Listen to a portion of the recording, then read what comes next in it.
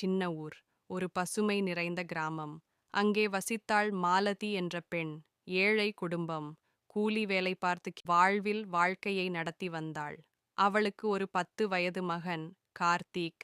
ஒரு நாள் பள்ளியில் ஃபான்சி ட்ரெஸ் போட்டி.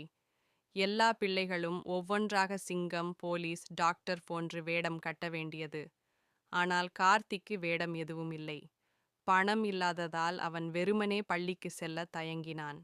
அப்போது மாலதி தன் பழைய சேலையை எடுத்தாள். அதை நன்கு வெட்டி தைக்க ஒரு விவசாயியின் உடையைப் போல ஆக்கினாள். தன் பாட்டன் பழைய தொப்பியையும் கொடுத்தாள்.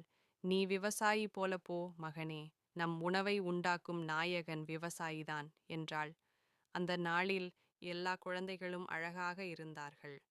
ஆனால் ஆசிரியர்கள் மற்றும் மாணவர்கள் அனைவரையும் ஆழமாக கவர்ந்தது கார்த்திக்கின் விவசாயி வேடம்தான். அவன் பேசும் சில வார்த்தைகள்: "நான் உங்களுக்காக சோளமும் அரிசியும் பயிரிட்டு உண்டு வாழ்கிறேன். விவசாயியை மதியுங்கள்." அந்த நாள் அவன் முதல் பரிசு வென்றான். ஆனால் அவனுக்கு அது முக்கியமில்லை.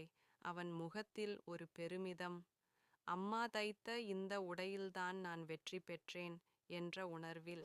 கதையின் நுட்பம் அழகு ஆடையிலும் இல்லை, உண்மை, அன்பு மற்றும் பெருமிதத்தில்தான்.